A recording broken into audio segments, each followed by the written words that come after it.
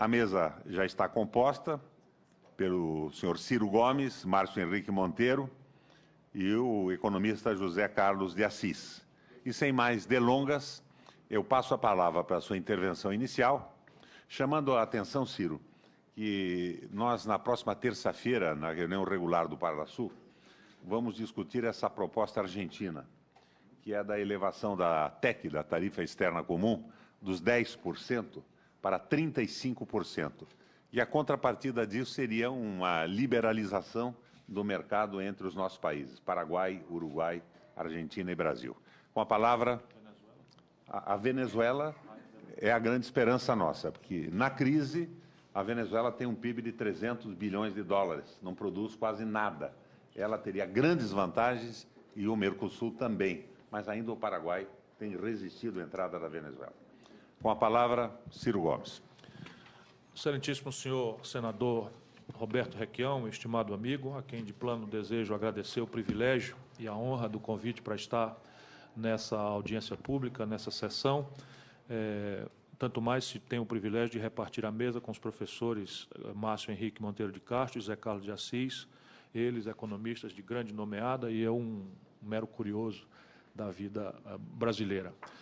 Presidente Requião, talvez a minha provocação original, dado que temos grandes economistas na mesa, seja mais de um olhar político, embora comprometido com a mesma premissa, porque sem a economia não há caminhos, de que nós precisamos, neste momento da América do Sul, especialmente no momento que o mundo está vivendo, olhando com mais agudeza ainda a questão dos desdobramentos dessa crise de 2008, com a estatização dos passivos dos bancos, que acabaram arruinando os balanços dos estados e arruinando, enfim, o plano fiscal de alguns países periféricos da Europa, como especialmente a Grécia, mas não menos grave, ou com gravidade crescente, Espanha e na vizinhança da Itália. Essa crise me parece recomendar algumas premissas para um debate que se estabeleça ao redor desta metodologia proposta por Vossas Excelências em excelente hora no nosso Senado. A primeira grande tarefa é nos vacinarmos da intoxicação ideológica que ainda campeia nos nossos países, na nossa região, na América do Sul e no Brasil, com certa gravidade. E essa intoxicação ideológica, se não dela nos livrarmos, não nos permitirá recuperar algumas ferramentas, alguns remédios, alguns caminhos, sem os quais não seguiremos capazes de esconjurar as consequências dessa crise global, dessa agonia, que eu quero crer que demorará pelo menos uma década para se ver completamente resolvida. E eu me refiro concretamente ao paradigma de economia política. Parece ser muito claro que as assimetrias competitivas globais não se superarão, aparentemente jamais, mas não se superarão com segurança no lapso de tempo de 1, 2, 3 gerações, com certeza. Me refiro a 3, para não falar em outras tantas. A taxa de juros, por exemplo, não é uma variável global e é uma essencialidade ao ato de produzir. Para trazer o telespectador da TV Senado junto conosco, é simples entender que a taxa de juros é uma essencialidade ao ato de produzir, porque se você tem dinheiro, tem capital, e a taxa de juros básica da sua economia é maior do que a rentabilidade média dos negócios, evidentemente a tendência desse estoque de capital é não produzir, que é uma síndrome que nós estamos vivenciando no Brasil e da qual poderemos estar principiando de nos livrar se essa crise assim nos permitir e se a desintoxicação ideológica de fato pudesse processar com mais serenidade, com mais racionalidade. Me refiro também a essa outra assimetria central, que é o domínio tecnológico. Cada dia que passa, mais claramente ficará para todo mundo que o impacto das tecnologias, a velocidade da sua ciclagem, em produtividade, em preço, em aprazabilidade, em atratividade dos bens e serviços, não é uma opção alternativa e o domínio tecnológico também não é uma variável global. Nós temos exemplos muito claros, recentes no Brasil, por exemplo, em que uma encomenda da Venezuela de alguns aviões da Embraer foi abortada porque parte da aviônica dos aviões supertucanos é tecnologia sensível, embora privada, norte-americana, e eles fizeram um embargo de venda a terceiros. E o Brasil perdeu encomenda superior a $1 bilhão, desempregando 600 engenheiros de primeira linha na Embraer. volto a dizer, Vossas Excelências cá na mesa e na audiência, todos sabem bem, muito melhor do que eu disso, mas estou preocupado aí com os brasileiros que estão numa sexta-feira à tarde conosco, pensando as coisas do país e as coisas da nossa região da América do Sul.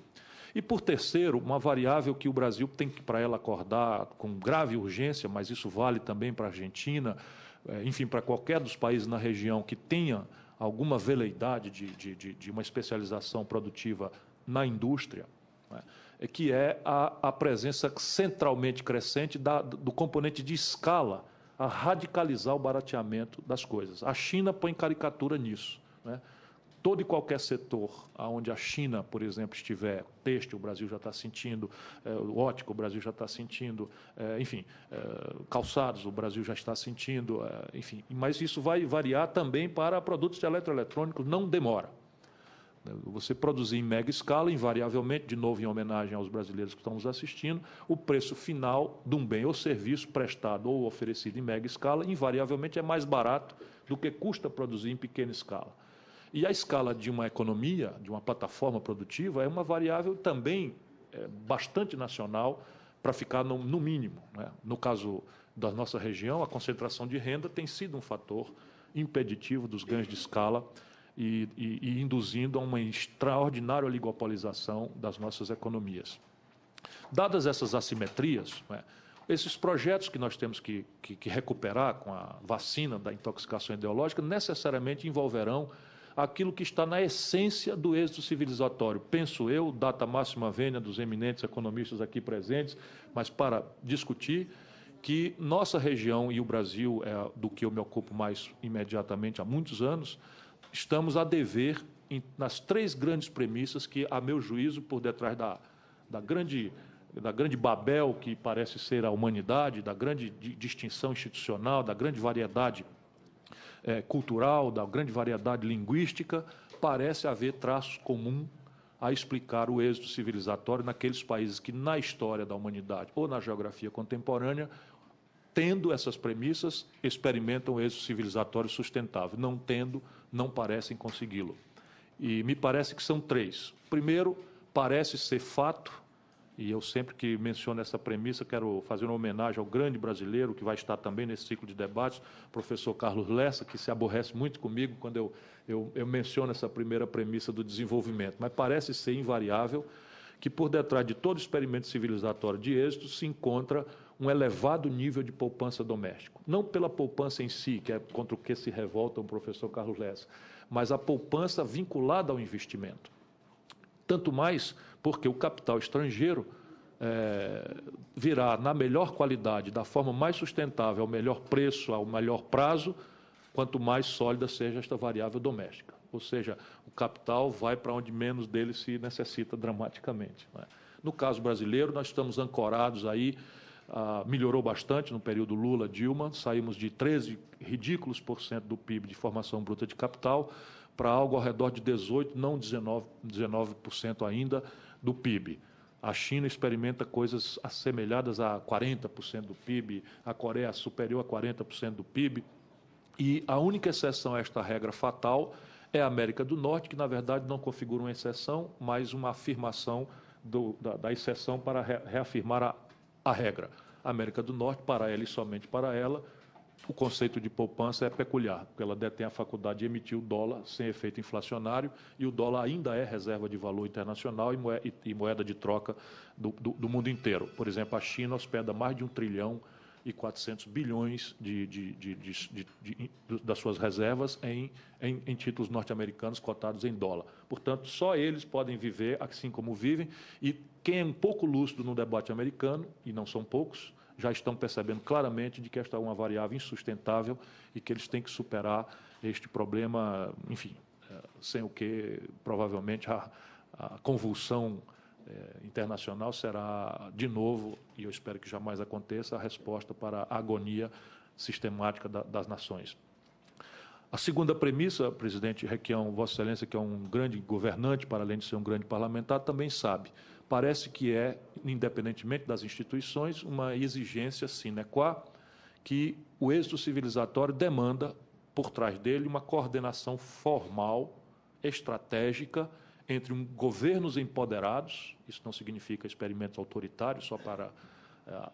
somos brasileiros e sul-americanos, e é bom sempre lembrar esse ponto, que empoderado modernamente é o governo que tem capacidade de liderar suas comunidades nacionais para uma estratégia consensada. Governo empoderado, empresariado convergente, empreendedorismo convergente com estas tratativas afirmadas, né, consensadas, e uma academia que também seja absolutamente pronta a responder às demandas técnico-científicas que esta convergência estratégica pede.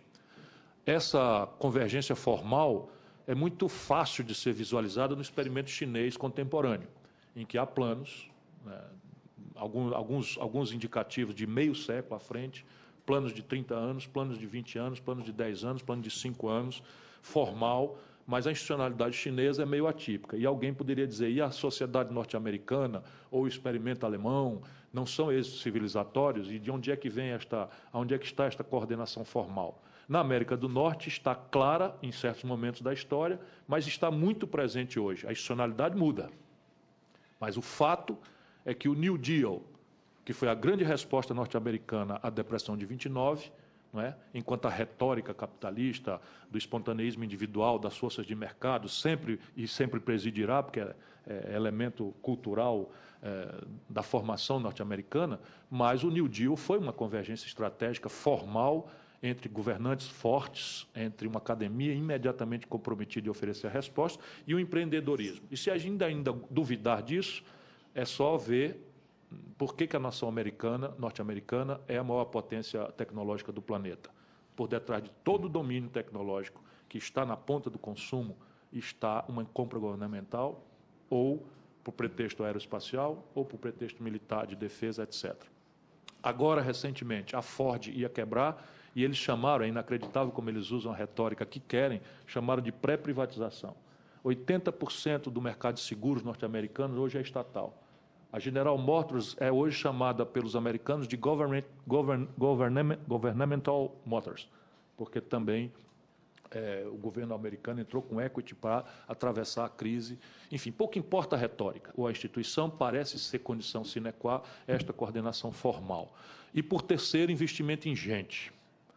Investimento em gente com data marcada, objetivo, custos, supervisão, avaliação e controle.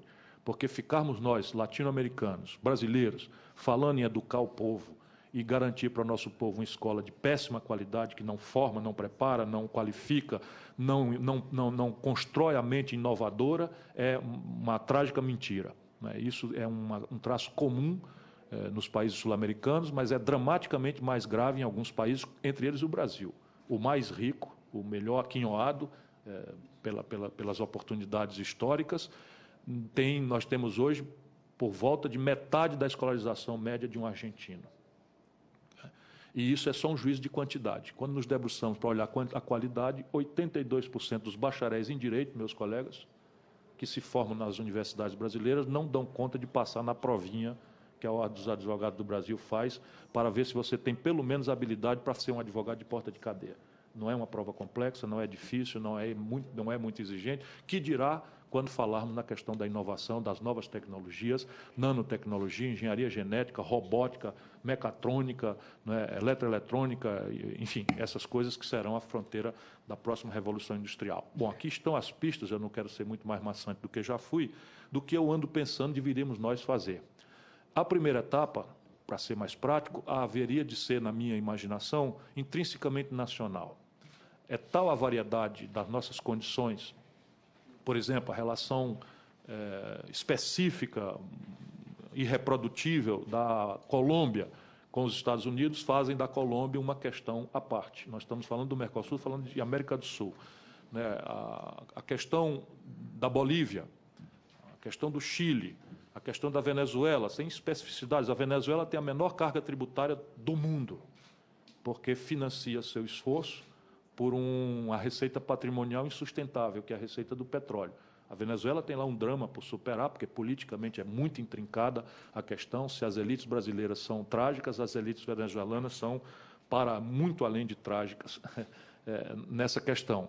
Mas acredito que, se tivermos as pistas dessa questão né, de formatação de projetos nacionais de desenvolvimento.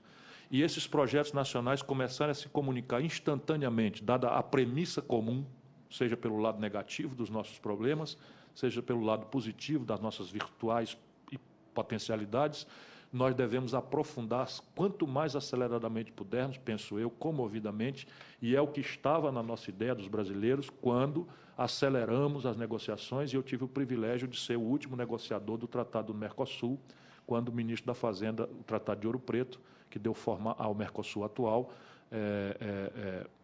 e a ideia era partir dali, não para uma união aduaneira, pura e simples, mas para um profundo processo de integração com a ideia, sonho nesse momento, de coordenar as políticas todas até, quem sabe, um dia transacionarmos entre nós numa moeda escolhida entre as nossas nacionais ou, quem sabe, até uma moeda da região. Enfim, isso não é uma coisa que está fora de qualquer propósito, é um imperativo dos tempos presentes em que o capitalismo turbinado pelo rentismo internacional já se desmoralizou. Trata-se agora de colocarmos uma coisa consequente de alta qualidade no lugar para darmos aos nossos povos uma perspectiva sólida de um futuro menos injusto, menos perverso, menos desigual. Era o que eu gostaria de dizer por agora, senhor presidente.